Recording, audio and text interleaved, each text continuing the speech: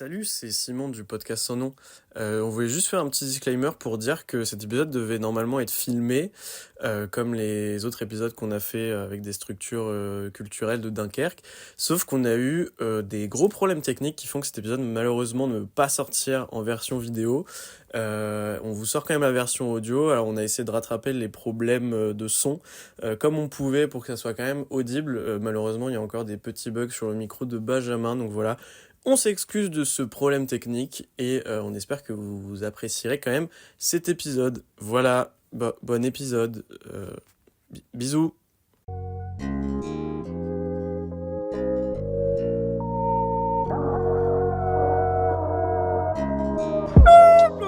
Viggo Mortensen. À la glissade.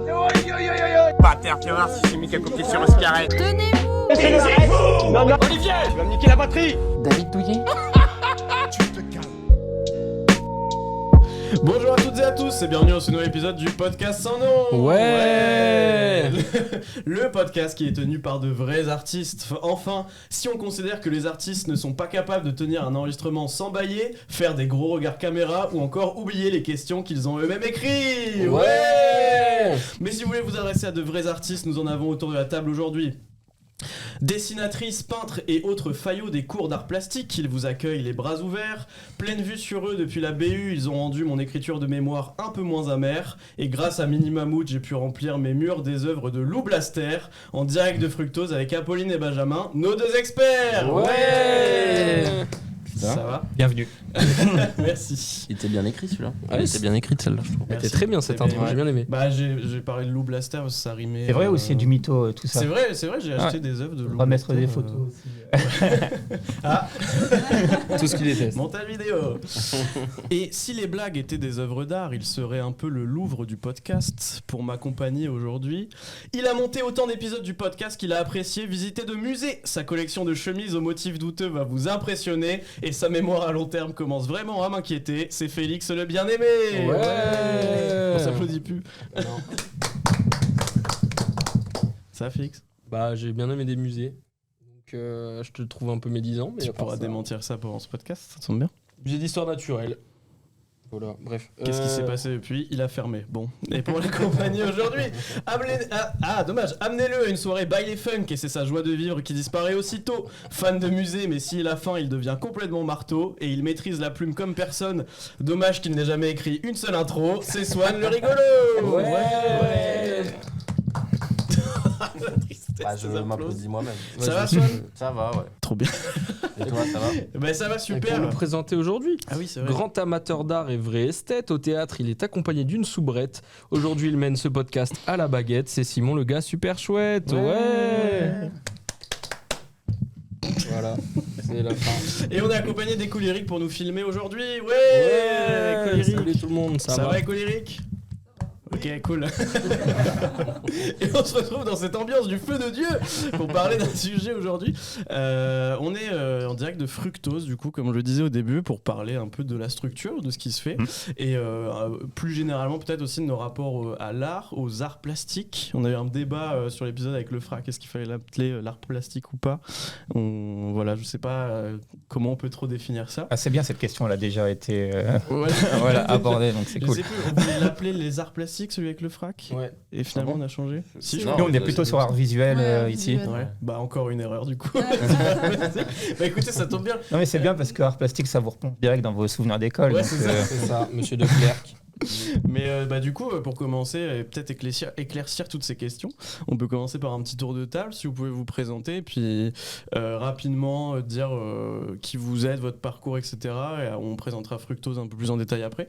Mais ouais, déjà nous dire vous personnellement qui vous êtes, d'où vous venez, et un peu votre rapport à l'art, au musée, aux choses comme ça.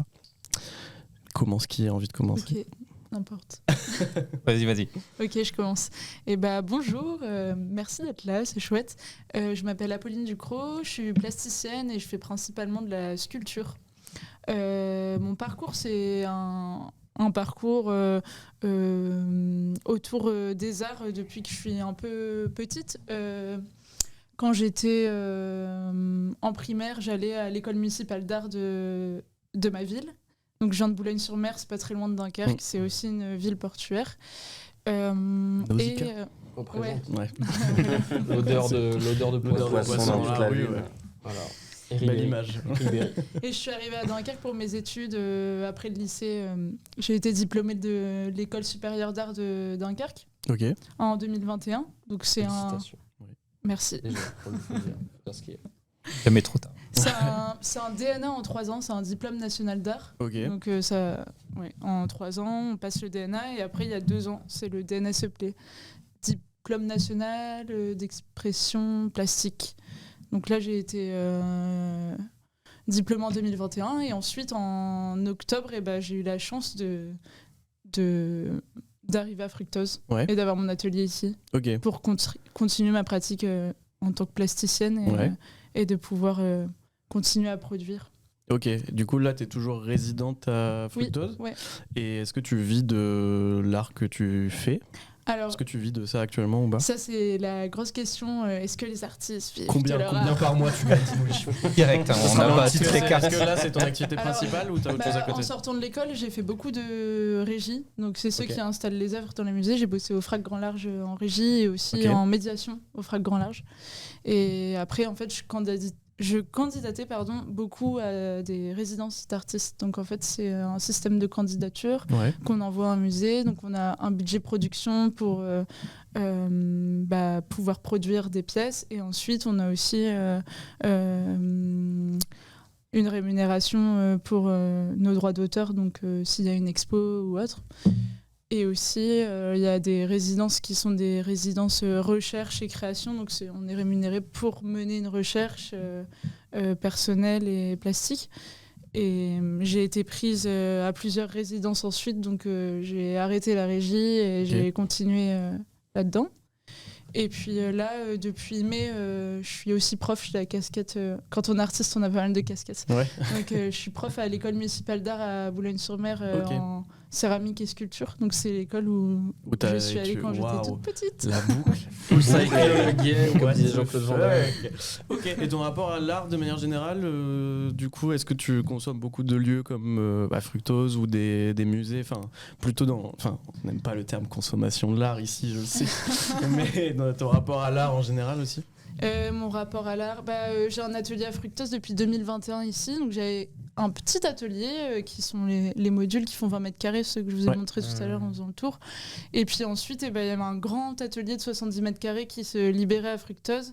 Du coup, là, je me suis dit, trop chouette, je postule en interne pour cet atelier parce que c'était un atelier qui était plus adéquat avec ma pratique. Donc, comme je vous ai dit, moi, j'ai une pratique plutôt sculpturale et sur le territoire,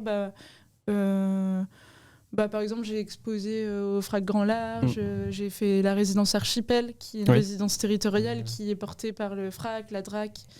Et donc j'ai ce rapport-là aussi au territoire et je vais aussi beaucoup voir d'expos parce que je suis une curieuse depuis toujours. Okay. Et puis je fais pas mal de résidences. Là, je sais que vers le 14 juin, il y a l'art dans la ville, le Sac-Bourbourg, donc des pièces dans l'espace public. J'ai aussi participé à une édition en 2022, à l'édition de 2022. Donc voilà mon rapport un peu à l'art sur le territoire, en sachant que à Fructose, on est aussi ouvert vers les lieux comme le Frac, le Lac, l'école d'art. Il y a plein de lieux qui nous entourent, mais Benjamin, il en parlera mieux que moi. Et ça fait une super transition. Parce qu'à Benjamin... À la patate chaude. Oui, donc moi, Benjamin, je suis chargé de com pour l'association. Je suis pas artiste, moi je suis quelqu'un qui a un profil assez généraliste dans la com et avec des accointances, on va dire particulières avec la culture, mais pas forcément art visuel en fait de base. Je suis assez passionné par plutôt l'art cinématographique, le spectacle vivant, c'est des choses qui de base en fait vers lesquelles je vais plus naturellement mais aussi quand même tout ce qui va être autour de l'illustration et le graphisme. Voilà, je suis arrivé à Fructose. En fait, Fructose a été quand même plutôt un tremplin pour moi pour aller vers les arts visuels en fait. Je suis même encore aujourd'hui, je suis pas le plus grand consommateur d'expos forcément art contemporain, mais je vois vraiment que l'occasion en fait d'aller me renseigner, d'aller chercher les expos. Mais aussi, on va dire que mes chakras se sont bien ouverts depuis. Sinon, moi, je suis arrivé sur Dunkerque assez récemment. Je fais partie de ceux qui sont arrivés dans une vague migratoire entre deux Covid. J'ai eu une opportunité de venir depuis Lille. En fait, mon ancrage sur le territoire ici s'est fait vraiment via Fructose, via les portes ouvertes, en fait, où j'ai rencontré du monde ici. Et il se trouve que voilà, pas mal de planètes se sont alignées. Et voilà, je suis arrivé... Ok. Tu penses y rester encore combien de temps? Ah bah ça on ne sait jamais comment c'est possible. Déjà bon, on en parlera peut-être, hein, mais les structures comme la nôtre, il y a toujours aussi un côté où on ne sait jamais où on va vraiment le lendemain. Donc après, voilà, autant qu'on aura besoin de moi, et après on verra. Ok, merci. Je ne m'engagerai sur rien ici autour de cette table. En tout cas, c'est toujours un plaisir. Merci pour vos réponses. Et ben vous, mes chers co-hosts, j'ai envie de vous poser une question un peu différente. Ouais. On a déjà répondu, je crois. L'autorisation des pesticides, non. Bah vous, du coup, plutôt peut-être votre rapport à l'art, vous en avez déjà parlé dans celui avec le FRAC, mais votre rapport à Fructose, est-ce que vous, depuis quand vous le connaissez, est-ce que c'est une structure que vous avez bien identifiée sur le territoire, est-ce que vous êtes déjà venu participer à des choses ou pas? Dites-moi. Vas-y. Vas-y. Non, c'est la première fois que je viens ici. Je connaissais le bâtiment, je connaissais de loin, hein, parce que pareil, vu que l'Ulco c'était en face. Et je sais que mon frère traînait pas mal dans le coin, à l'ancienne. C'est comme ça que je le connaissais à la base, parce que lui était beaucoup plus dans l'art, il faisait des études d'art, donc forcément il traînait pas mal dedans. Mais voilà, c'est la première fois. On a eu le droit à une magnifique visite, et il y a beaucoup de choses. Vous avez eu le temps de tout visiter, hein? On a couru. Après, on a fait sur des overboards. Si je me trompe pas, normalement le lieu il est techniquement pas ouvert au public en dehors des événements, donc c'est normal que tu sois jamais venu en dehors des portes ouvertes et tout. Après j'étais déjà venu une fois la nuit, mais j'avais pas le droit de venir. Clairement, c'est un lieu de production, en effet, donc c'est pas un lieu qui a vocation, en tout cas première, hein, d'être ouvert au public. Voilà, c'est pas comme un lieu culturel qu'on va prendre. Il n'y a pas de billetterie ici pour aller. C'est vraiment lieu de travail. Et vraiment à des occasions spécifiques. C'est vraiment nos ateliers en fait. C'est vraiment nos ateliers, donc c'est les espaces de travail des artistes, et donc c'est là où on produit nos pièces, où on recherche, où on produit notre recherche. Donc c'est des lieux qui sont pas ouverts, et aussi parce qu'on n'est pas ERP, donc on peut pas ouvrir au public sans adhésion. Donc si vous voulez venir à Fructose, il faut prendre une adhésion. Enfin, tout dépend du contexte, parce que si c'est les portes ouvertes, bien sûr. en fait il y a vraiment des événements particuliers où voilà, on arrive à gruger, à faire en sorte que voilà, on puisse accueillir du monde. En fait, il faut contextualiser. Ici, on est dans un gros hangar en fait, sur le Mall 1, donc c'est le port industriel de Dunkerque. Donc c'est un bâtiment qui a été réhabilité avec des ateliers d'artistes, mais qui est encore quand même pour pas mal d'aspects dans son jus. Genre la grosse marche là pour sortir de voilà, c'est pas fait clairement pour des fauteuils roulants. Les sanitaires, c'est pareil, ça peut pas accueillir trop de monde. Le bâtiment, il fuit un peu par certains endroits. Même s'il y a pas mal de taf qui est apporté, hein, des actions de soins, ne serait-ce que par nos régisseurs, les artistes, et aussi la CUD, en fait, les propriétaires des murs, hein, les grosses œuvres, ceux qui s'en occupent. Mais voilà. Si on devait accueillir du public tout le temps, déjà, c'est un peu contraignant pour vous, parce qu'il y a pas mal de choses qui traînent. Si tu as toujours des gens qui viennent dans ton espace aussi, c'est compliqué, je suppose. Oui, c'est ça, et puis ça fait pas trop partie, ça fait partie des missions de Fructose, mais les missions de Fructose, c'est plutôt une base effervescente pour artistes, donc c'est plutôt accompagner les artistes sur de l'accompagnement artistique, administratif, sur de la visibilité, comme Benjamin le fait en communication. Et parfois aussi, on sort des murs sur des festivals comme Confluence, on en parlera tout à l'heure, et le Mini Mammouth, grâce à ça, je vais citer. En fait, plein de pièces chez toi. Non, en fait, faut se dire qu'il y a tout un maillage. En fait, du coup, les écoles, on se figure à peu près ce que c'est. Il y a les musées. Voilà, nous, on est vraiment l'intermédiaire, en fait, le lieu de prod. Forcément, c'est celui qui est le moins palpable. Ok. Ah oui, du coup, vous aviez des problèmes de bâtiment, donc vous avez pris Apolline qui travaille avec des matériaux de construction, comme ça les œuvres servent en fait à réhabiliter le bâtiment. Quand on est arrivé, elle était en train de refaire la toiture. Attendez, je bosse pour vous là. Non, c'est ton œuvre. Apolline a pris la toiture pour ensuite se faire intégrer. C'est plutôt comme ça. Elle prend sur les chantiers de base. Elle a toujours des jouets en silicone sur elle au cas où. Okay. Et toi, Swan, du coup, est-ce que ton rapport à Fructose, lequel est pour le coup, moi, c'est pas la première fois que je viens. Je te coupe carrément la question. Non, mais c'est pas la première fois que je viens. J'étais venu aux portes ouvertes. J'étais venu pour les. Je crois que c'était les 10 ans. Non, c'était. Il y avait les 15 ans. Les 15 ans, pardon, ouais. Donc c'était en 2023, je crois, il me semble. J'étais venu pour ça, etc. Donc ouais, je connaissais. Et aussi, moi, j'ai fait le master culture à l'ULCO. Donc on a déjà pu collaborer, on va dire, etc. Visites de pré-rentrée. Les visites de pré-rentrée. Et surtout, j'étais l'un des organisateurs des Chavirés de l'année dernière. Donc du coup, on a pu travailler avec Brice Enfer. Du coup, alors à la base, on devait travailler avec Isabelle, mais finalement, Isabelle, c'est Van Nobel. On devait travailler avec, mais finalement, c'est. Ah, elle est plus là. Elle est plus là, je crois, elle est partie dans le sud. Non, elle est partie dans le sud, oui. Un gros bisou. Et du coup, voilà, donc je connaissais déjà un peu la structure, j'ai déjà pu collaborer avec, etc. Mais vous aussi, dans ton asso, une transition. tu as déjà travaillé avec Isabelle. Et oui, moi je suis vice-président de l'association de DK Cleanup et on travaille avec Isabelle qui récupérait les filets de pêche sur nos ramassages pour utiliser, pour tresser des meubles, des chaises et autres meubles. On a toujours une de ces chaises d'ailleurs dans notre local qui nous sert à s'asseoir du coup. Et sinon, ouais, j'étais venu à Fructose une fois, j'étais venu avec toi pour. C'était les portes ouvertes. C'était les portes ouvertes. C'est toujours le premier week-end d'octobre. Oui. Les portes ouvertes, c'est une une date en fait départementale. Tous les ateliers d'artistes du département sont ouverts sur ce week-end-là. Il y a une battle départementale. Et nous on a choisi de venir ici. Et repartir avec des œuvres de Lou Blaster. C'est vrai qu'on était venu ici, c'est la seule fois, et c'est dans cette salle qu'il y avait Lou Blaster qui travaillait et qui avait des œuvres en mode prix libre. Et je lui ai dit, j'ai que 2 €, donc je vais te prendre juste une petite carte. Elle a fait, mais non, mais je te donne des affiches qui sont des ratés et tout. Tiens, elle me l'a signé et tout. Alors que c'était une big affiche hyper bien faite. Non, c'est un raté. Donc je suis reparti avec pas mal de trucs. Elle parlait de toi, non? Je suis désolé. Je voulais pas. Non mais ouais, du coup j'étais venu à cette occasion-là et sinon c'est vrai que c'est quelque chose dont on entend parler plus dans des plutôt peut-être des collaborations où souvent c'est Fructose qui s'exporte pour aller exposer dans d'autres endroits, moins que de venez voir les artistes et venez faire des choses ici. Mais du coup pendant les portes ouvertes ça m'a permis de m'intéresser et de voir tout ce que vous faisiez, tout ce qui est un site internet très riche et complet. Donc il y a pas mal de matière quand même à aller chercher derrière. Et est-ce que justement vous pouvez nous expliquer en soi Fructose ce que c'est concrètement et puis vous peut-être ce que vous y faites au quotidien, vos missions, occupations principales dans la structure? Allez-y. Regarde plus facile commence. On peut. Cool. On peut le faire. Tu veux y aller sur la base effervescente, c'est notre un peu tagline. Allez. Et Fructose, c'est une base effervescente pour artistes. Il a spoilé du coup. Donc il y a de l'accompagnement administratif et aussi artistique.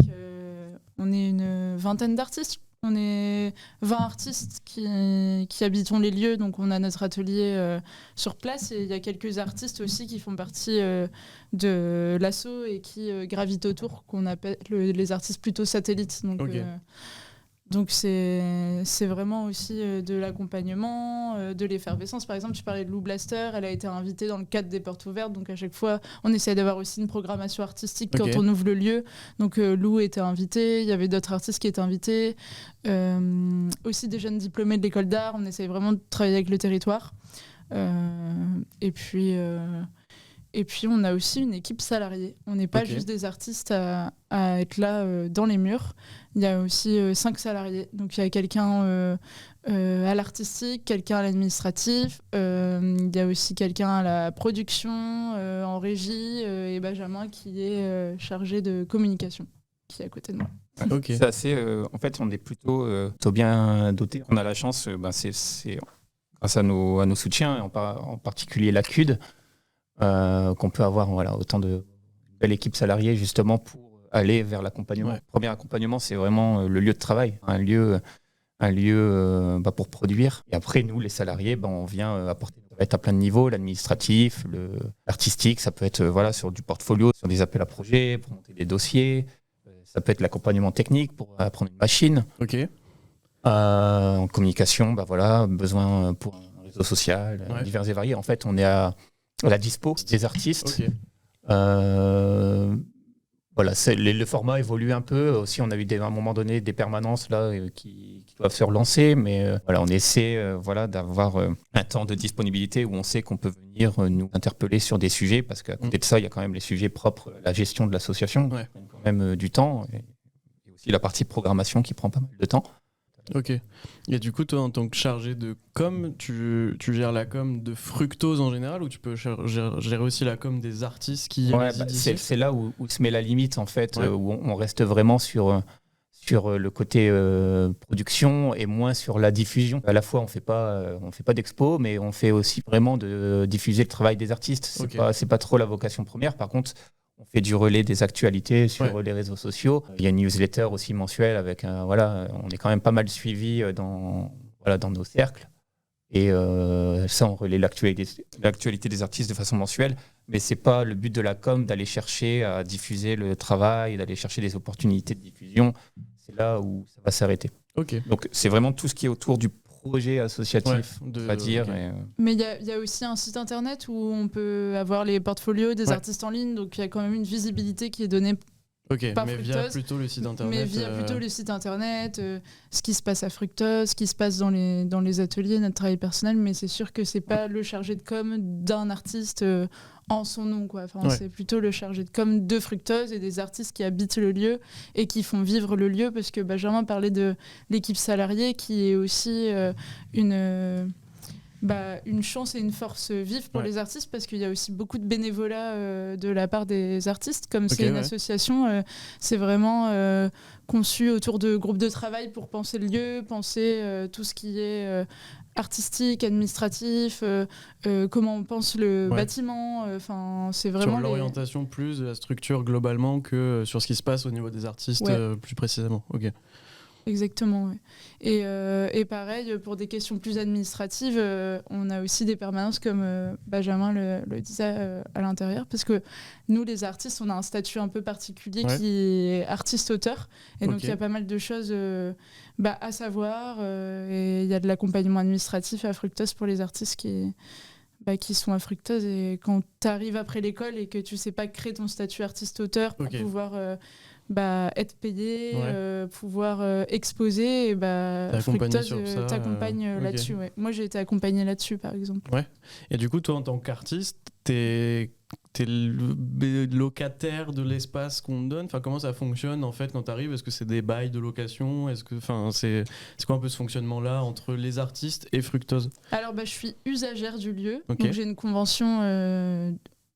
D'usage. Usagée, convention usagée d'un atelier volume. Parce que moi, j'ai une pratique de la sculpture, Ouais. et on a 5 ateliers volume à Fructose, 4 qui sont pris par des artistes et un qui, en fait, est libre et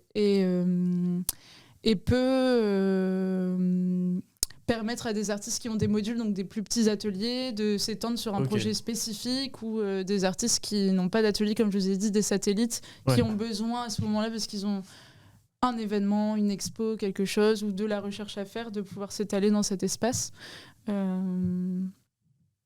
Donc ouais, c'est plutôt usager de l'atelier. Ok. Et après, j'ai la casquette aussi. Je suis coprésidente de l'association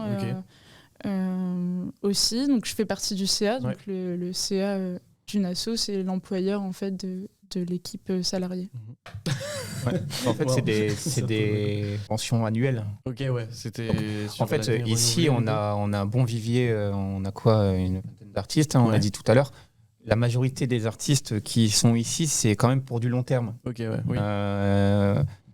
Donc en fait, ces conventions annuelles permettent de faire des bilans, en fait, voir un peu la place de l'artiste dans l'association, de voir un peu en quoi on peut venir accompagner, quel temps on peut accorder à l'artiste, parce qu'il peut avoir des gros projets où l'artiste va avoir beaucoup besoin de l'association à venir. Donc là, c'est de l'accompagnement plus, donc qui se cale vraiment dans un calendrier, en fait. Donc voilà. Et après, on a aussi des ateliers pour de la mise à disposition plutôt à courte durée, Ok. qui permet aussi de toujours avoir la possibilité de venir mettre des nouvelles énergies, d'accueillir des artistes en résidence. C'est hyper important, en fait, de ne pas juste rester en circuit Ouais. clos. Et nous, on essaie quand même d'être le plus ouvert possible. Donc régulièrement, on a quand même des résidences, mais aussi de la mise à disposition courte pour des... Et sur de la résidence, du coup, est-ce que vous renouvelez du coup tous les ans, c'est des contrats qui se renouvellent. Et est-ce que vous avez des nouvelles demandes qui s'ajoutent à ça? Est-ce qu'il y a une sélection du coup qui doit être faite? Si vous avez plus de demandes que de places dispo, comment ça se passe un peu à ce niveau-là? Ouais, clairement, c'est un sujet qui est parfois compliqué. On a des demandes, mais habituellement déjà, on n'a pas de raison de sortir les artistes parce que voilà, une fois que il n'y a aucune raison de ne pas renouveler tant que la relation se passe bien avec le côté aussi communauté qui est hyper important. Il faut voir un peu les choses aussi comme une grosse coloc. Donc il faut aussi le relationnel dans une asso. C'est pas la cantine, mais c'est la cuisine et c'est quand même le centre névralgique un peu ici. C'est là où on va faire les moments de convivialité, échanger sur son travail. Parce que sinon, les arts visuels, c'est quand même des pratiques qui sont assez individuelles. Donc on est entre soi et son œuvre. Là, c'est moi qui peins alors que je ne le suis pas, mais c'est aussi le but d'avoir une structure comme ça, c'est de pouvoir aller voir du monde. Donc avoir quelqu'un qui serait là, enfermé dans son atelier, qui ne participerait pas à la convivialité, tu te dis, mince, il y a un truc qui ne marche pas. Donc c'est dans ces cas-là où on aurait des petits warnings d'ajustement. Mais sinon, ça se passe bien dans 99% des cas et donc normalement tu prolonges. Alors comment on fait quand on a des demandes ça s'ajuste avec le groupe accompagnement. Tu parlais un peu des groupes de travail. Ouais, moi je fais partie du groupe accompagnement, donc c'est ceux qui reçoivent les dossiers de candidature. Donc souvent, on essaye d'avoir 3 modules vacants par an. Donc comme ça, on peut faire entrer des nouveaux artistes chaque année. Donc il y en a toujours 3 de vacants et on a aussi des partenaires comme par exemple la résidence Crescendo qui est menée par l'école d'art de Dunkerque-Tourcoing. Donc c'est une résidence en fait où il y a des jeunes artistes qui sortent de l'école, qui postulent pour cette résidence et nous on les accueille, on leur offre un espace d'atelier pendant 1 mois. Oui, oui, 1 mois. 1 mois parce que c'est 1 mois en Belgique. Le concept de cette résidence-là, c'est d'avoir 1 mois en Belgique et 1 mois en France. Donc Fructose accueille aussi 2 artistes par an sur ce genre de résidence. Mais on a aussi des artistes pour des demandes plus ponctuelles, comme Benjamin a dit. J'ai un projet, j'ai besoin d'un espace pendant 1 mois, pendant 2 semaines. On a des gens qui sont venus par exemple l'été pendant 1 mois pour travailler sur leur projet. Donc ça tourne quand même, il y a quand même pas mal de mouvements, des nouvelles têtes qui arrivent, d'à droite, d'à gauche, pas que du territoire, il y a aussi des gens qui viennent d'ailleurs. Mais pour le long terme, c'est sûr, c'est un peu plus bouché, quoi. Ouais, exactement. En général, voilà. Après, par exemple, on parlait d'Isabelle Van Nobel tout à l'heure, qui est partie, ça libérait un plus long terme. Là, il est sûr que quand on va mettre à dispo un atelier pour du long terme, on va avoir plus de demandes. Donc là, c'est bien, on va observer par le groupe accompagnement, on va voir les portfolios, aussi les demandes. Ce qui est bien aussi, c'est de voir un peu si l'artiste est déjà venu quelques mois en cours, qu'on voit à peu près dans ce cours qui peut faire tremplin vers du durée. Voilà, c'est important en fait d'avoir une possible variable d'ajustement aussi. Là-dessus. Et puis après, il y a donc les ateliers qui sont un peu, on va dire, indépendants. On a un peu chacun notre atelier. Mais à Fructose, on a aussi des ateliers qui sont partagés. Donc on a un atelier bois, un atelier métal, donc où on peut couper du métal, souder. Un atelier bois où on peut aussi, il y a toutes les machines possibles de menuiserie. Et là, où on est en train d'enregistrer, c'est l'atelier impression. Et l'atelier impression, on peut faire de la sérigraphie, de la risographie. Donc c'est tout autour de vous. C'est pour les caméras. Impressionnant. Et donc il y a des sessions aussi qui sont proposées de temps en temps pour apprendre la riso, apprendre la sérigraphie. Donc peut-être que j'ai entendu qu'il y en a qui parlaient de Brice. Donc Brice, lui, il est référent de l'atelier impression avec d'autres artistes. Ils sont plusieurs référents. Et comme ça, ils peuvent aussi partager leurs connaissances aux autres artistes qui habitent au lieu et aussi par session parfois à des gens extérieurs. Donc même vous pouvez vous former à la riso ou à la sérigraphie. En fait, depuis novembre, on fait des permanences dans l'atelier impression. Donc il y a une permanence mensuelle. Et donc en gros, tous ceux qui ont déjà suivi une petite initiation par Fructose, ils peuvent venir imprimer des projets à eux. Donc sur un temps partagé, hein, donc c'est pas vraiment, c'est pas une privatisation de l'atelier, donc il faut voir en fonction du monde. S'il y a beaucoup de monde, on pourra avancer moins vite. Mais c'est d'avoir ce créneau vraiment d'ouverture dispo où on peut aussi poser des questions aux référents qui sont là et on paye que ses consos, son papier. Ok. Il faut être adhérent aussi pour. Il faut être adhérent, oui, c'est la règle parce que là en plus on utilise les machines. Et il faut être passé par une initiation. Donc là par exemple on en a une qui est en cours pour de la sérigraphie, mais on essaie d'alterner sérigraphie et riso, qui sont les deux principales techniques ici. Et l'idée c'est de venir voir un peu comment on fait. Après c'est pas qu'on délivre un certificat parce que ça a aucune valeur, on va dire diplômante. Hein. Mais ça permet de se dire, voilà, telle personne a déjà suivi vraiment les règles officielles de l'atelier et donc elle peut venir sur les créneaux de permanence. Ok, donc vous ouvrez quand même plus au... Enfin, c'est quand même une axe, ouverture un peu vraiment plus un que axe, juste aux artistes qui sont résidents ici, au final. Ouais, c'est un axe vraiment de développement. Hein. On essaye plusieurs moyens de s'ouvrir. Si je dis pas de bêtises, je crois que l'année dernière, on a accueilli l'équipe des 4 écluses, par exemple, pour une session réseau. Et il y a d'autres personnes de l'extérieur qui viennent se former. Et ça, je trouve que c'est hyper important à Fructose. C'est ces moments entre artistes d'échange.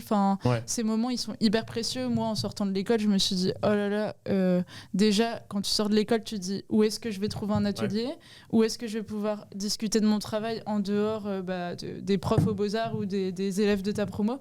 Et là, j'ai eu de la chance parce qu'en sortant, en juin de l'école, en ayant un atelier en octobre, tu fais un peu partie d'une communauté avec qui tu peux échanger, même si tu n'as pas les mêmes pratiques, de aussi se montrer des choses, se dire ah oui, peut-être réfléchis plus comme ça, ou ah ouais, ça c'est pas mal. En fait, d'avoir des échanges et un regard extérieur sur ton travail, c'est hyper important en étant artiste, quoi. Donc c'est pour toi, c'est vraiment l'avantage du lieu, le gros plus du lieu, c'est cette possibilité de travailler ensemble, même si, comme tu disais tout à l'heure, c'est plutôt solitaire, entre guillemets, ça peut être vu comme solitaire, t'es avec ton œuvre, en fait, t'as aussi cet aspect collectif derrière. Est-ce que du coup tu sens que ça vient aussi booster ta créativité ou ta productivité parfois, c'est davantage dans ton travail aussi ? Carrément, moi je pense que en fait, tu peux être alimenté par plein de choses qui t'entourent quand t'es artiste, et du coup rien que de se croiser, de manger ensemble le midi, en fait t'es pas tout seul dans ton truc enfermé, tu peux discuter de plein de choses, ah mais j'ai vu ça, ah regarde ça, en fait c'est hyper important de pas être tout seul face à ton truc et de ne pas voir ce qui t'entoure, quoi. Et là, c'est vrai que les échanges, les balles qui rebondissent, c'est hyper important dans la pratique d'un artiste. Les balles qui rebondissent, qui est une œuvre exposée à Fructose d'ailleurs. C'est un tennisman, il est là. Mais je pense, pour rebondir sur ce que Swan dit, en fait, il faut arrêter de penser à cette idée de l'artiste romantique qui est tout seul, parce que quand t'es artiste, t'es accompagné souvent par tes collègues qui sont artistes autour de toi. T'as aussi des rapports avec la médiation, avec la régie. Quand tu dois soulever une de tes pièces et que tu fais de la sculpture, tu peux pas la soulever tout seul, il faut que tu sois plusieurs. En fait, on s'alimente tous les uns les autres, et je pense que ce truc de rester face à son travail tout seul, ça existe plus trop. En tout cas, j'ai l'impression dans le monde d'aujourd'hui. Oui, c'est un truc, ça se retrouve dans tous les types d'art aussi en soi. Un comédien ou une comédienne va pas faire un truc tout seul, tu as besoin de quelqu'un pour gérer des régies, des films et la tout, lumière etc. et tout. Puis tu t'inspires un peu toujours de tout. C'est pas forcément artistique, c'est aussi des expériences, des moments partagés qui viennent t'inspirer et t'influencer sur ce que tu vas faire ou dans la vie de tous les jours, ton travail artistique. Des retours en cours de route aussi. De montrer des étapes de travail, d'avoir des avis sur des travaux en cours. Si tu étais dans un atelier individuel à l'extérieur, en effet, tu vois des personnes peut-être en bout de chaîne, mais peut-être que c'est plus compliqué à certaines étapes de ton travail d'avoir des retours de pair en plus. Oui, puis c'est vraiment s'alimenter les uns les autres. Et puis il y a aussi ce truc à Fructose, c'est qu'on a quand même des machines à disposition, que ce soit l'impression, le bois, comme je disais, le métal. On a vraiment du matos, et on a de la chance de pouvoir travailler avec ce matos. Puis vous avez ce côté, du coup... T'as une voix qui a pas baissé à la fin, et du coup je pensais que t'étais en pleine phrase. Pardon. Vous avez ce côté aussi un peu... C'est fou. On a pas fait ça. Faut mettre des fondus. La ponctuation. Même ces phrases sont artistiques. Ah ouais, vous avez ce côté aussi communauté où tu vois, là tu parlais de l'artiste en solitaire, etc. Là vous avez l'impression d'être une équipe, en plus, sachant que le statut d'artiste en général il est pas hyper, c'est pas hyper facile à vivre. Là l'idée c'est que vous soyez tous ensemble et que vous partagiez quand même ce statut et que ce soit plus facile à vivre, vraiment comme une équipe, comme des collègues quoi. Oui, c'est ça. Filer ses tips quoi, genre même pour le statut artiste-auteur, comme tu disais, c'est hyper compliqué, pas reconnu, tout le monde comprend rien, et du coup c'est vrai qu'il y a vraiment ce truc de s'entraider. C'est une asso qui est là aussi pour ça, et pour rejoindre une vingtaine d'artistes, tous les uns à côté des autres, malgré leur atelier individuel, il y a aussi les ateliers collectifs, quoi. Ouais. Il y a une envie aussi militante de l'association. Voilà, via des réseaux dans lesquels on s'inscrit, mais voilà, il y a tout un axe de comment dire, militantisme autour des bonnes pratiques Des professionnelles, des droits d'auteur, la bonne rémunération, qui sont portés à la fois individuellement par les artistes, mais justement via le collectif, via Fructose. En fait. Oui. Parce qu'à l'extérieur, souvent, il y a des choses comme tu peux faire une expo et en fait, je te rémunère pas parce que la visibilité. Mais la visibilité, c'est pas trop un salaire. Donc, à un moment donné, il y a tout ça qui rentre en compte. Payé en aussi, respect. Non, mais c'est aussi ce truc de militer parce que c'est un vrai travail, on y passe beaucoup de temps et il faut qu'on soit à ces endroits-là, nous, en tant qu'asso, en tant qu'artiste, et en tant que base effervescente pour artistes. Oui, du coup, en fait, Fructose, ça va au-delà de la simple mise à disposition d'ateliers, ça va plus loin que ça, c'est un mouvement, un collectif. Nous, sur le collectif, juste pour un peu clore cette question-là, sur le podcast aussi, je le ressens. Nous, on a toujours fait le podcast, au début on était à 2, après on était 3, après 4, puis on travaillait avec Écolérique, tout ça. Et récemment, on a participé à des podcasts où c'était une personne qui a son podcast et qui reçoit un ou une invitée. Et je trouve que du coup, le travail n'est pas du tout le même, parce que quand tu es tout seul dans ton œuvre, on va dire que notre œuvre c'est le podcast, t'as pas le recul que tu pourrais avoir avec d'autres personnes. Parce que nous, des fois, il y en a un qui propose une idée et les deux autres lui disent non, c'est nul quoi. Enfin, genre moi tout à l'heure quoi. Par exemple, non, ou sur certains thèmes ou certains trucs comme ça, et ça permet de mettre aussi en perspective où des fois on a eu des idées et les deux autres te font te rendre compte qu'en fait il y a une autre façon de le faire et ça ouvre aussi l'esprit là-dessus. Voilà ce que je voulais dire sur le travail à plusieurs. Et du coup, dans votre rapport plus aussi au public, il y a des portes ouvertes, on en a parlé tout à l'heure, des fois il y a des ateliers aussi participatifs. Pendant les portes ouvertes, je crois que on avait raté l'atelier participatif. Autant du coup plutôt au niveau de la structure, peut-être pour toi et plutôt d'un point de vue artistique, c'est important pour vous de partager avec le public, ou est-ce que c'est plus pour un côté faut le faire de temps en temps, donc on le fait, mais où c'est vraiment quelque chose qui vous tient à cœur d'avoir cette connexion avec le public et ce partage? Et je vais commencer du point de vue de la structure. C'est important, on parlait, la structure elle est fermée par du temps, donc c'est important de temps à autre de venir montrer ce qu'on fait. Donc les ateliers en particulier, qui est une façon assez simple, on va dire, d'attirer l'attention sur nous. C'est des choses, les personnes, les familles, elles sont friandes en général de faire des ateliers, des formats de pratiques artistiques où ça peut être vite assez familial. Là, c'est des choses où on sait qu'on va pouvoir attirer de l'attention, attirer du monde, et ensuite pouvoir amener vers d'autres choses qui sont souvent des installations artistiques.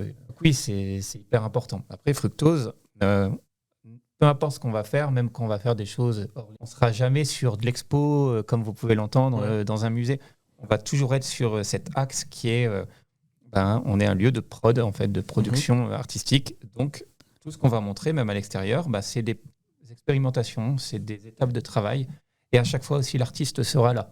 Donc, en fait, on n'a jamais le cas de figure où on va confronter un public directement à une œuvre et...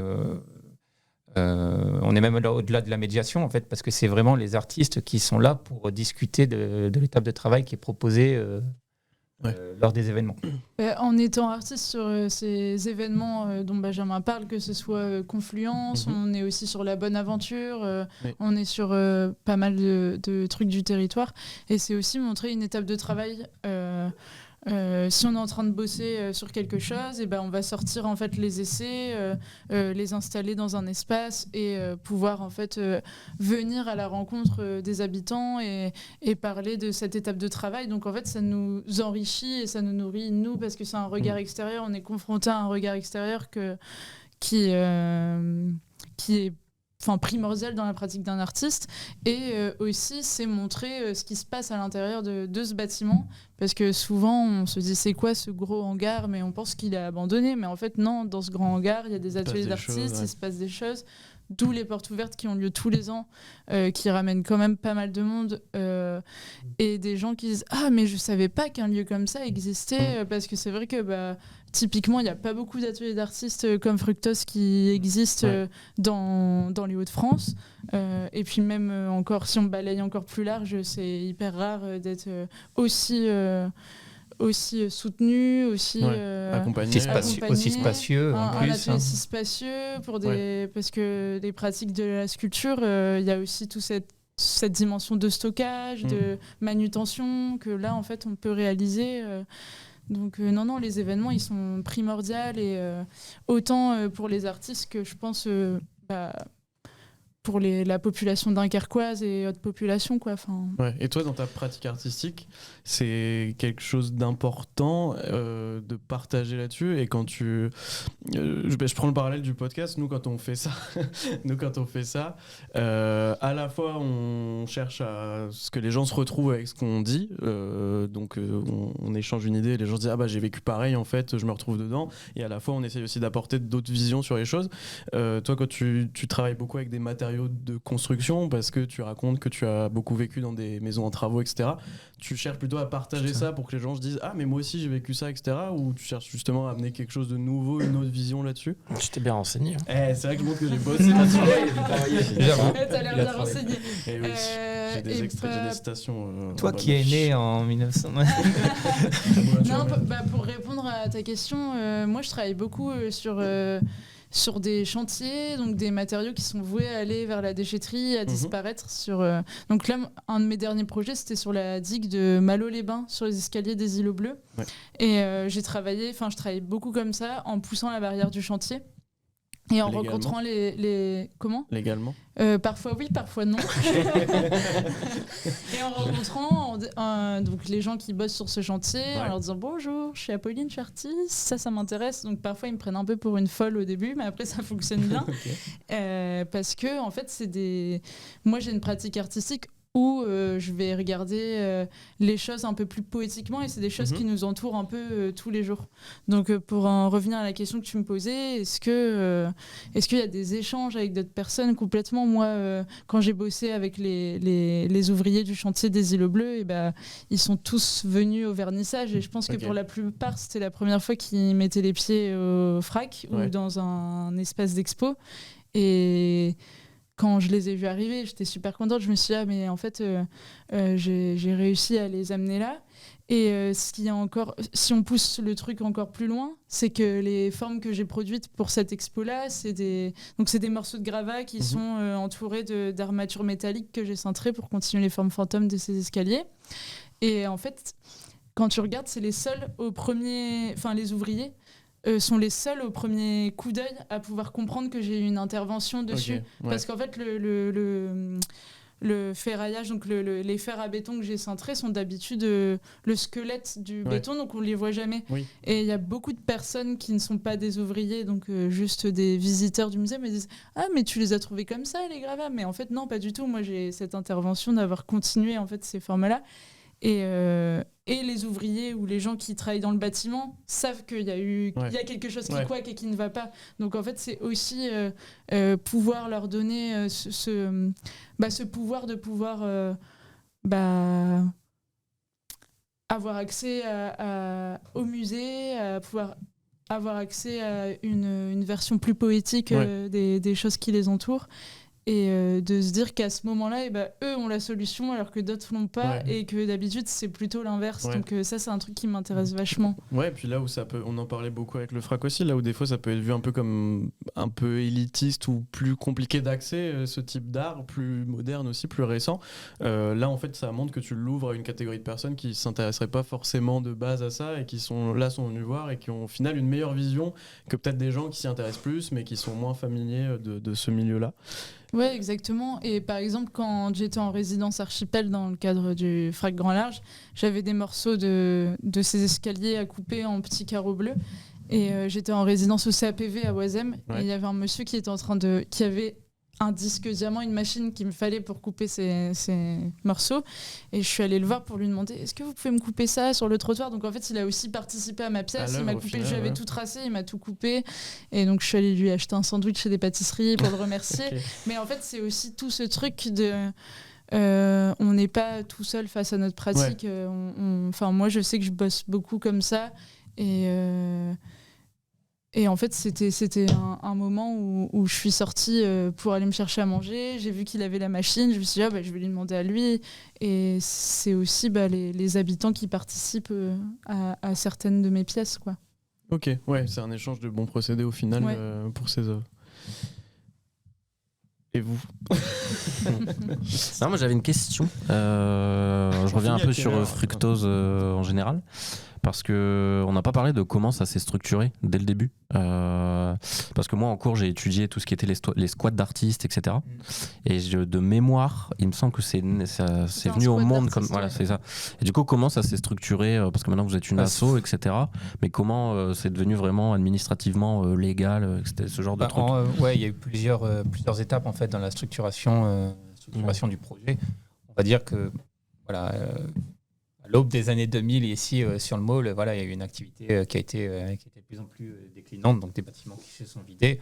Et phénomène inverse, en effet, des personnes qui sont venues squatter pour créer. Donc il y a eu pas mal d'activités artistiques, beaucoup dans la musique, dans le spectacle, et aussi des plasticiens en fait. Donc, il y a eu pas mal il y a eu plusieurs associations et c'est on va dire la fusion de plusieurs énergies au sein de ces assos qui a donné Fructose. Alors après le projet au début il était un peu balbutiant. Moi j'ai pas trop eu accès à la mémoire des personnes pour me raconter un peu cet espace-là. Mais on va dire que l'autre grosse étape, déjà il y a eu plusieurs changements de lieu, mais toujours sur le mall 1. Donc il y avait l'ancienne halle au sucre. Ensuite il y avait un autre hangar là-bas, le 4x4 qu'on a eu à un moment donné en parallèle des Mouettes, qui est le bâtiment ici. Et depuis maintenant, on a tout recentré ici. L'autre étape importante, c'était 2013 avec en fait, l'arrivée des ateliers modules. Voilà, et en fait, qui a vraiment aussi apporté encore plus de structure à l'offre d'accompagnement. Et ça, c'était avec Capitale Régionale de la Culture. En fait, il y a eu tous les fonds là-dessus. En fait, pas mal d'équipements d'ailleurs sur le Dunkerquois en fait sont arrivés en fait avec les subs à ce moment-là. Donc nous, ça a vraiment donné un coup de boost au côté accompagnement, lieu de prod, quoi. Bon, après, voilà, c'est vraiment les aléas. Depuis, maintenant, on est complètement dans les clous. En fait, le statut associatif, c'était quand même 2008. Donc on a vite été quand même... on est dans les clous. Ouais, c'est bien. Certaines personnes vont rien à nous reprocher. Non, mais oui, il y a un côté un peu, disons les mots quand même, un petit côté institutionnalisation. On essaie quand même de garder le côté expérimental.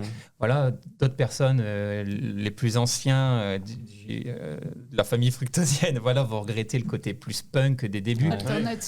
Alternatif. On essaie de trouver quand même encore aujourd'hui un équilibre, de rester un espace de... entre l'alternatif et tout ce qui est aussi art visuel.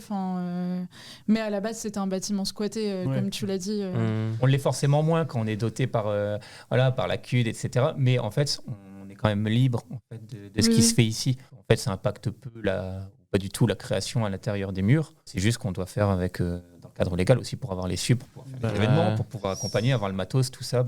Et puis l'essence du lieu vient aussi de, je pense, des artistes qui se sont regroupés et qui se sont dit on y va, on squatte le bâtiment, nous on va faire nos ateliers dedans, et ça a été en fait un gros mouvement de dynamique collective qui a fait que Fructose et cette structure et cette association aujourd'hui, quoi.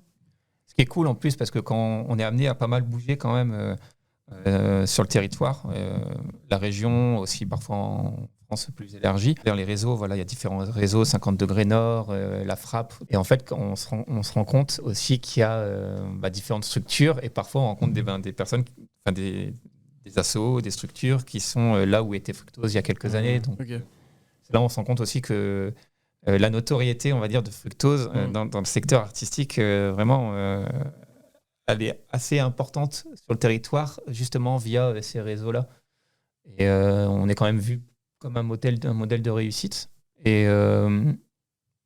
Et c'est amusant, en fait, de pouvoir voir justement différentes étapes.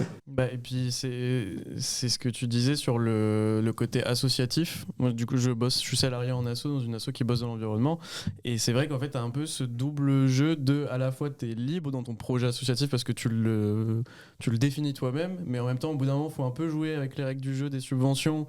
Donc, tu n'es pas toujours 100% libre. Ça dépend aussi de qui te finance. Tu peux pas tout dire, pas tout faire forcément. Et c'est un peu compliqué des fois de gérer ce double côté. Il faut qu'on garde notre cap, mais en même temps, il faut vivre aussi, il faut manger et payer les salariés, quoi. Donc, c'est ce qui est un peu des fois paradoxal dans le milieu associatif aussi. Je suis d'accord. Des fois, il faut user des bons mots-clés dans, dans les dossiers ou des choses comme ça. Mais ok, mais du coup, peut-être on va aller doucement vers les dernières questions, si ça vous va. Du coup, on va peut-être rester là-dessus. Qu'est-ce qu'il peut y avoir comme difficulté parfois à gérer une structure comme Fructose? Quels obstacles vous avez pu ou vous rencontrez encore actuellement dans le développement, dans les projets, des obstacles potentiels à tout ça? Si on a les obstacles, si moi je regarde avec ma visière de salarié, en fait, elle est sur... Pardon? Ta coprésidente à côté de toi. Ah non, du tout. Non, en fait, nous, on est vraiment sur une recherche d'optimisation encore du lieu et en fait, une volonté vraiment... Là, aujourd'hui, l'équipe salariée, elle est sur un lieu dissocié, donc on met à disposition un autre lieu, des bureaux, gentiment, par la CUD. On n'est pas sur site. Donc là, c'est vraiment un axe, nous, qui est prioritaire pour nous, c'est d'avoir l'équipe salariée au sein des murs. Logique, c'est juste porteur de sens. Mais voilà, ça demande des sous, en fait, pour aménager le bâtiment. Donc, clairement, c'est une petite contrainte avec laquelle on doit composer. Et ensuite, on est sur un secteur culturel qui est forcément lié aux subventions et par conséquent qui est lié aussi aux politiques. Comme toute personne qui font partie d'une structure culturelle, on est très attentif aux orientations politiques. Donc on suit ça de très près. On suit aussi les projets d'urbanisme sur le Dunkerquois. Il faut en parler. Il y a beaucoup de trucs, il y a beaucoup de plans. Et dans quelle mesure en fait la pérennité de l'association peut être mise en danger en fait par l'urbanisme. Voilà, c'est se renseigner, discuter avec la CUD. Encore une fois, on a leur oreille, on est soutenu, mais on essaie d'être quand même proactif sur ces questions parce qu'on n'a pas le choix que d'être proactif, sinon on se fera bouffer en fait. Et vous sentez, après si ça, vous voulez pas aborder les sujets, c'est pas obligatoire, mais vous sentez qu'il y a une possibilité quand même d'échange là-dessus avec les structure qui vous finance entre guillemets, ou c'est très ordonnatif et vous adaptez un peu? Non, on est sur justement les projets de bureau, on est en lien avec eux. C'est une question de temporalité, c'est pas une question de non, c'est plutôt du oui d'ailleurs. En fait, ils ont cette volonté de nous accompagner là-dessus, on est soutenu. C'est juste des questions budgétaires, donc ça se règle à plein de niveaux. Nous, on maîtrise pas tout non plus. Et puis ça a du sens aussi avec l'écosystème qui va se créer en fait sur le Mall 1, les habitants, etc. Qu'on ait les salariés au sein du bâtiment des Mouettes, que peut-être il y a un espace qui deviendrait ERP pour accueillir du public. En fait, avec tout aussi ces constructions sur le Mall 1, je vais pas dire que ça... ça a du sens avec le projet de Fructose, de pouvoir amener des gens vers l'art contemporain, de pouvoir amener des gens vers les ateliers, les échanges, les étapes de travail des artistes, de leur montrer ce que c'est un atelier d'artiste en faisant des choses sur le mall ou ailleurs dans la ville, quoi. Globalement, en fait, on en parle souvent parce qu'avec les structures culturelles, on est membre de plusieurs réseaux, collectifs. Et en fait, c'est aussi une question de place de la culture en fait dans tout ça. C'est de se dire, de montrer en fait que on construit des choses, on veut faire venir des personnes des gens sur le territoire pour y habiter, mais ces personnes aussi, elles ont besoin de se nourrir, pas que de nourriture, mais aussi culturellement. En fait, ce qui fait que tu te sens bien sur un territoire, en fait, c'est aussi ce que tu vas pouvoir y faire. Et donc, Fructose s'inscrit là-dedans, comme toutes les structures culturelles, et on essaye de porter un peu cette vision de la société, de se dire que nous, on fait aussi évoluer, on essaie de faire évoluer un peu l'association avec ça. En effet, il y a des projets peut-être d'avoir un petit espace ERP pour pouvoir faire des ateliers plus régulièrement, des choses comme ça. Parce que ça irait, ça serait cohérent. Oui, et puis pour accueillir aussi, comme Benjamin le disait, plus souvent peut-être des familles qui viennent sérigraphier, qui viennent faire de la réseau, qui viennent faire des ateliers de pratique artistique avec un artiste qui propose ça sur 1 ou 2 heures. En fait, c'est vraiment ces idées-là et ce jumelage qui se ferait avec les habitants plus tard, quoi. Et puis ça aurait une logique de continuité parce que le FRAC accueillent beaucoup de public pour les ateliers, mais eux, c'est plus sur de la visite sensorielle, de la médiation culturelle, etc. Il n'y a pas de structure qui permet de venir pratiquer, effectivement, pour un peu tout monsieur, madame, tout le monde, entre guillemets, de venir s'entraîner à la sérigraphie et d'avoir ici les machines pour faire ça, c'est quand même un peu exceptionnel. Donc c'est vrai que l'ouvrir au public, ça serait, je pense, encore un atout aussi, une valeur ajoutée de Fructose. Pour Oui, ça. puis d'être au contact avec les artistes, parce que c'est vrai que le Frac et le Lac sur le territoire dunkerquois accueillent les pièces des artistes, mais les visiteurs n'ont pas contact avec les artistes, alors que là, ce serait vraiment avoir contact avec les artistes, pouvoir discuter avec les artistes, de pouvoir comprendre la profession d'un artiste du champ des arts visuels. Directement. Il y a l'aspect territorial aussi, où vous êtes tous basés ici pour la plupart, et donc il y a une vraie approche avec le public, là où le Frac, alors même s'il y a des collections d'œuvres locales, etc., va accueillir aussi des œuvres internationales. Donc du coup, forcément, ça éloigne tout de suite. Déjà, le type d'art est assez difficile à aborder pour un public qui n'est pas sensibilisé. Qui n'est pas sensibilisé, et en plus, tout en n'ayant pas forcément de médiation avec les artistes, etc., c'est forcément compliqué. Là où Fructose a cet avantage. Oui. Et d'ailleurs, Félix, tu m'as dit que tu voulais prendre la parole sur les politiques culturelles menées au niveau de l'État. C'est bon. Est-ce que la culture est essentielle? Non, mais on peut pas de toute façon, on peut pas ne pas parler. Ça fait partie du jeu aussi de tout ça. Mais on a la chance encore une fois ici d'être très très bien lotis. Mais on voit d'autres régions en France où c'est différent. Gros blanc. On marche sur des œufs. Je marche sur des œufs, moi. C'est normal, ça fait partie du jeu aussi. Vous Moi, je suis pas subventionné par. Si on veut comprendre une structure aussi subventionnée, c'est forcément on est obligé de parler d'un moment de politique. C'est ne pas l'aborder, ça donnerait une vision fausse en fait du quotidien d'une structure comme la nôtre, quand même. Pour être salarié dans une association qui travaille dans les énergies renouvelables, on est subventionné par la région, donc on n'a pas le droit de parler de toutes les énergies renouvelables. Là où hier je parlais avec une personne de Sea Shepherd qui eux sont subventionnés seulement par les dons et par les adhésions, qui n'ont aucune subvention publique, donc ils sont totalement libres, et ils ont publié des plaidoyers contre des projets qui sont clairement soutenus par la région, mais eux s'en foutent un peu parce que du coup ils sont pas subventionnés, c'est de l'argent privé, mais pas de grands groupes, c'est les gens qui adhèrent à Sea Shepherd qui du coup, et je trouve que c'est un bon fonctionnement, mais Sea Shepherd, c'est une grosse structure et tout, donc effectivement ça fait partie de ça, des règles du jeu, des subventions publiques aussi, quoi. Ok, peut-être pour une dernière question, un peu votre meilleur souvenir, quelque chose de lié à Fructose, un événement, un moment, quelque chose qui vous a vraiment positivement impacté et marqué. T'aurais dû les prévenir aussi pour cette reco. Si, c'est une question, hein. C'est vrai. Moi, je peux commencer, peut-être. C'est une vraie question. Au début. On est juste surpris tout le temps, nous. Peu importe. On a l'air tous étonnés. Moi, pour ma part, en sortant de l'école, la première intervention artistique que j'ai eue, c'était à Fructose. J'avais pas encore mon atelier et on m'a invité pour faire une performance dans le cadre des portes ouvertes. Aïe.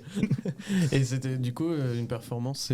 Alors en fait, moi je fais donc de la sculpture et aussi de la photographie, mais c'est de la photo qui prend toujours une dimension un peu sculpturale. Et donc c'était des photos sérigraphiées dans des caisses de crier. Donc il y avait 2 performeurs qui bougeaient les caisses et qui les posaient. Donc les caisses déambulaient dans l'espace en même temps que les visiteurs.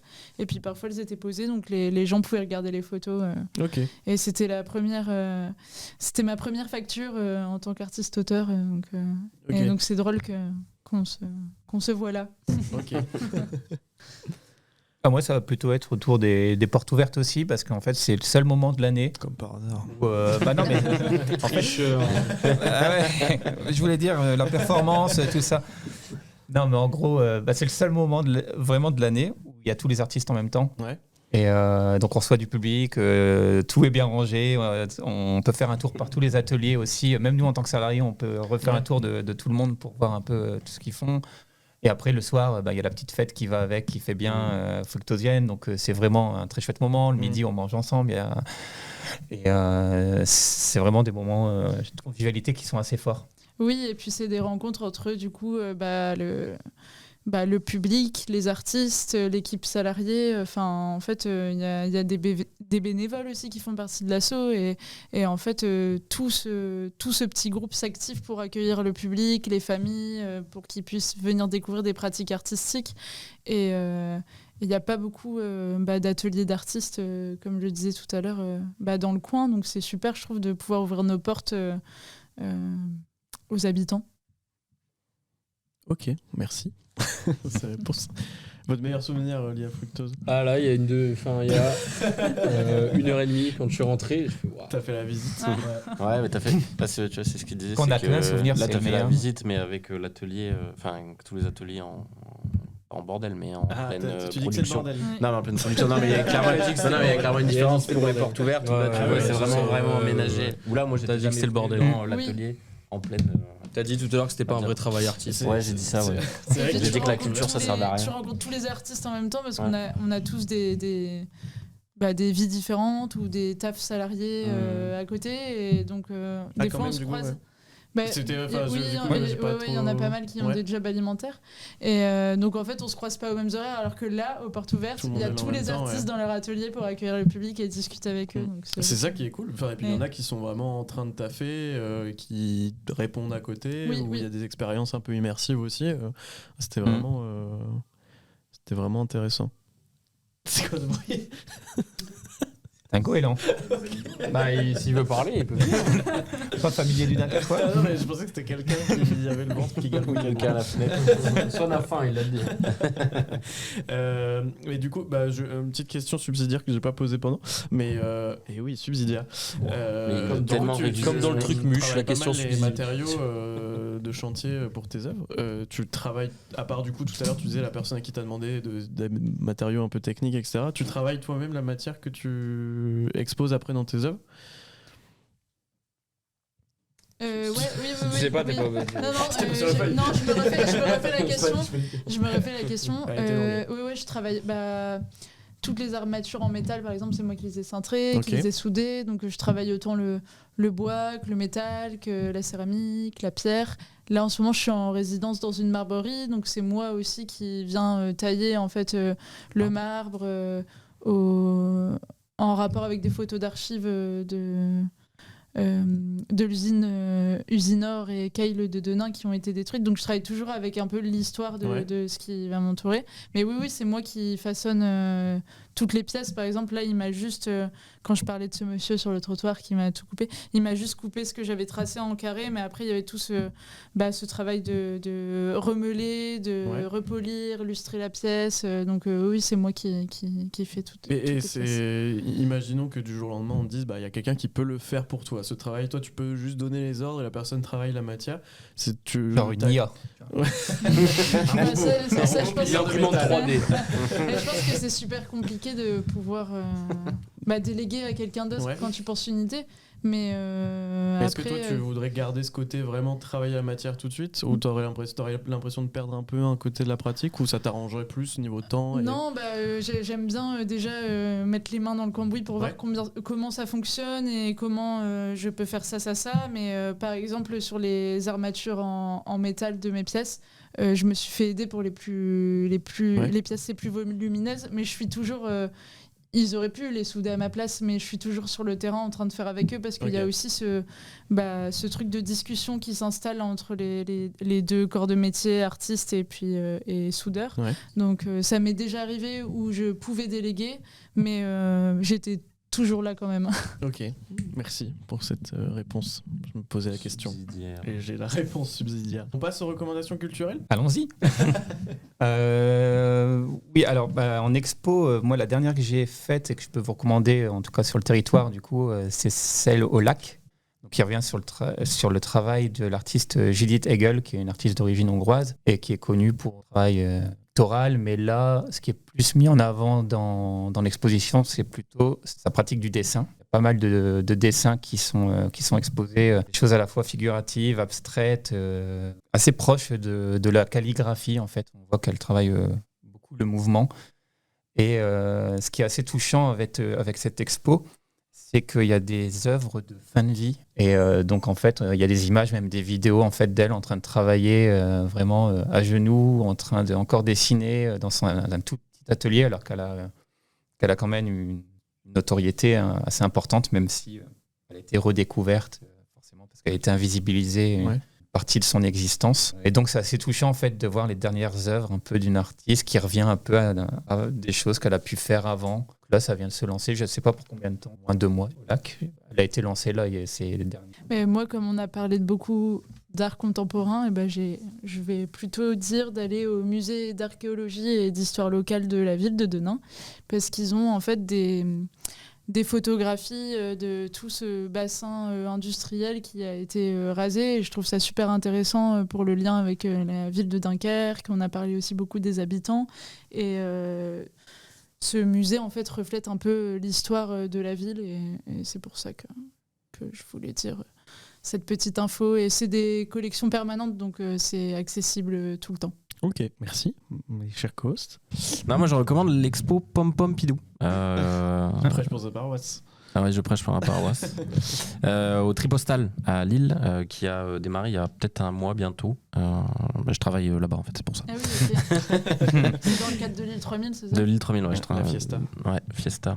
Le grand thème, non. Je recommande l'expo qui va être une expo qui a été réalisée en collaboration avec le Centre Georges Pompidou, qui ferme en septembre ou en octobre, je ne sais plus. Et qui est une expo chronologique sur l'histoire de l'art moderne et de l'art contemporain. Donc ça va du début des années 1900 jusqu'à des œuvres assez récentes avec toutes les œuvres numériques, notamment les NFT. Les singes, là ? Non, il y a les punks, par contre, il y a un punk. Tu vois lequel ? Ok, allez, aucune complicité ce mec. Non, je recommande cette expo tout simplement parce que j'y travaille et qu'en vrai elle est plutôt cool et elle permet de justement un peu sensibiliser le public à tout ça, de découvrir un peu l'histoire des avant-gardes, des mouvements artistiques qui ont façonné l'histoire de l'art du XXe siècle et de nos jours encore actuellement. Voilà. Eh ben, ça s'est passé comment un enfant qui casse une œuvre ? Bah, il a pas cassé, il a juste mis sa grosse main sur un Robert Delaunay, donc il vaut bien cher. Donc j'ai pété un câble, je dis oh t'es un ouf toi. Tu l'as pris par le col, tu l'as acheté. Médiateur culturel. Bah moi j'ai découvert récemment le travail du photographe Taylor Holland. Voilà, qui, je crois que c'est quand même déjà pas mal connu, mais je connaissais pas. Qui avec son... Oh, je sais pas comment on appelle, un bouquin, un recueil, un livre, je sais pas. Son livre photo. Un recueil est un livre. Oui, enfin bref. Il a sorti, j'ai découvert son travail dans une BD, je sais pas, dans un livre de son travail, en gros, qui s'appelle Eurobus. Et en fait, il a immortalisé les illustrations kitsch qu'il y a sur les côtés des bus, des grands bus de compagnies un peu privées, voilà. Et je trouvais ça super sympa parce que moi ça m'intéresse beaucoup le côté arrêt de bus, je prends souvent le bus. Non mais j'aime beaucoup le côté kitsch des choses et j'aime bien les photographes qui s'intéressent au côté kitsch. Je citais dans d'autres épisodes Guillaume Blot et François Prost qui ont pris en photo sur les rades, que ce soit les PMU ou alors avec François Prost qui avait pris en photo les devantures de discothèques oubliées.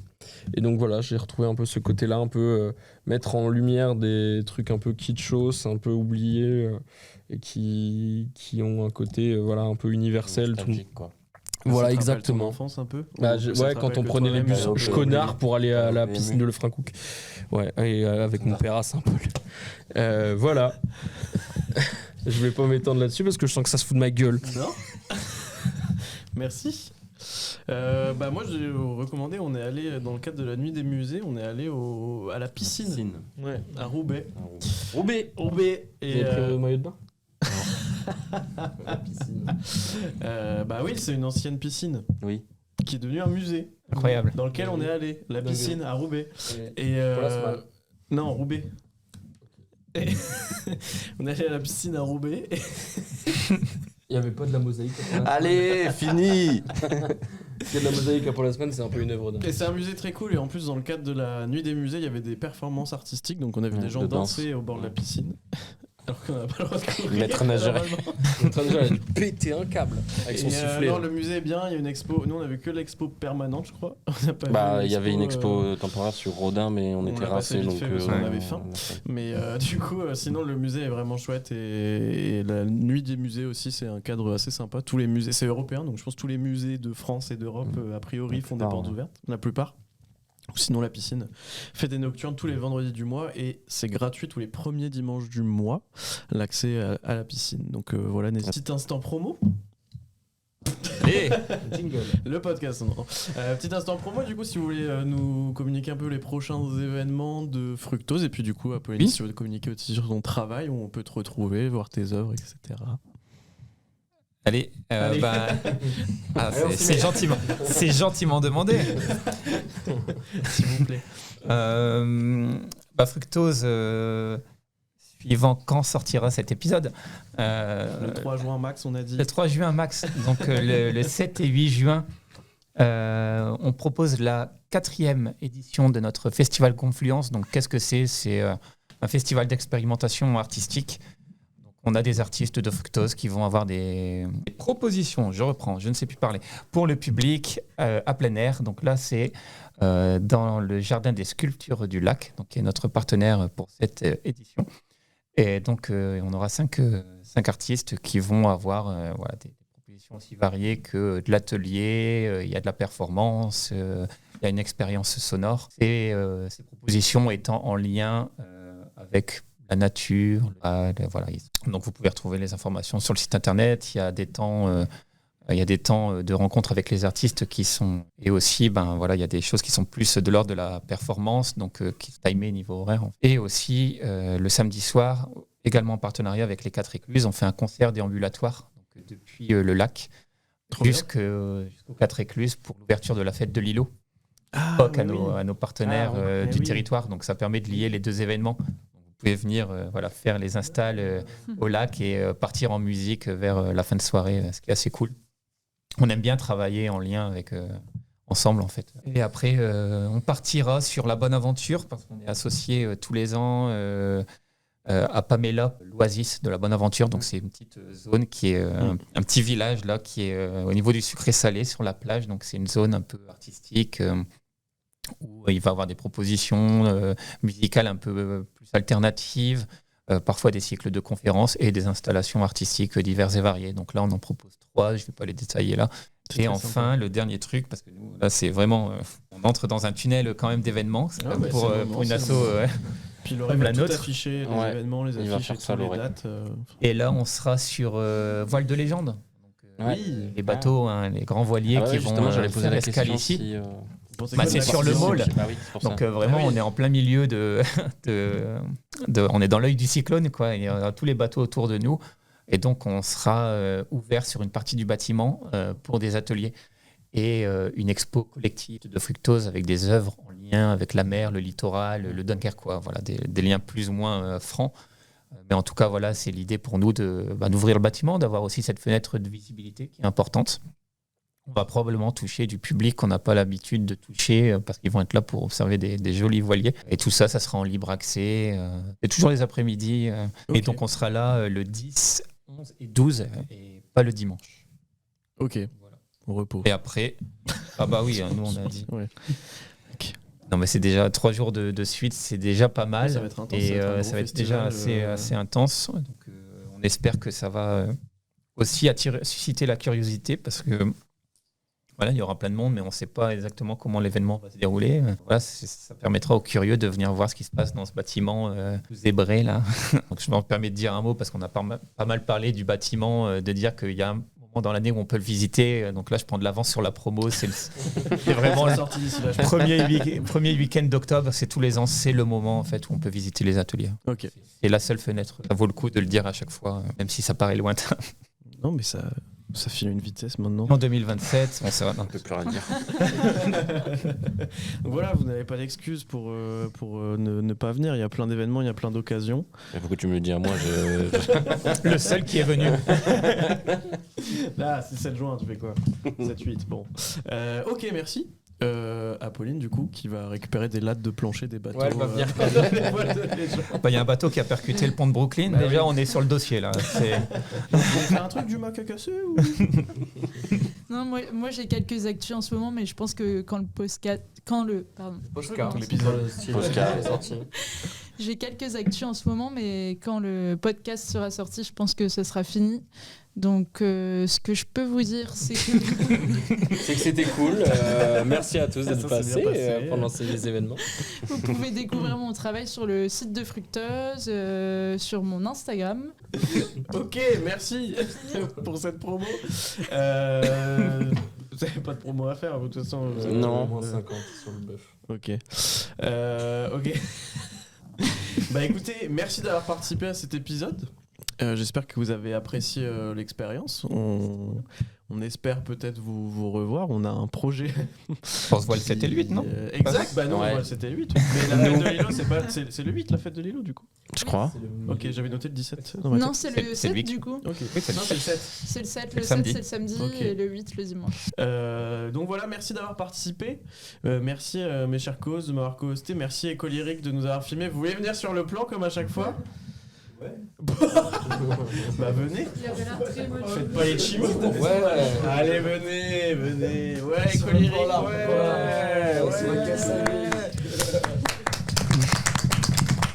Merci d'avoir suivi cet épisode du podcast sans nom. N'hésitez pas à vous abonner, à nous faire des retours, à nous dire ce que vous en avez pensé. Et puis on se retrouve pour le prochain épisode avec plaisir. Oui. On se retrouve pour le prochain épisode. Merci de nous avoir écoutés. Est-ce que vous avez un petit mot pour la fin? On fera quelques actus. Je cherche une connerie, mais je vais sûrement la trouver demain. Bernache du Canada qui ressemble à une noix. Vraiment belle. Ok. Voilà. Ok. Bernache du Canada. Allez. Vous avez un mot pour la fin? Confluence. Brique. Mouette. Parpaing. Merci. Allez, ciao. Tu m'as lancé.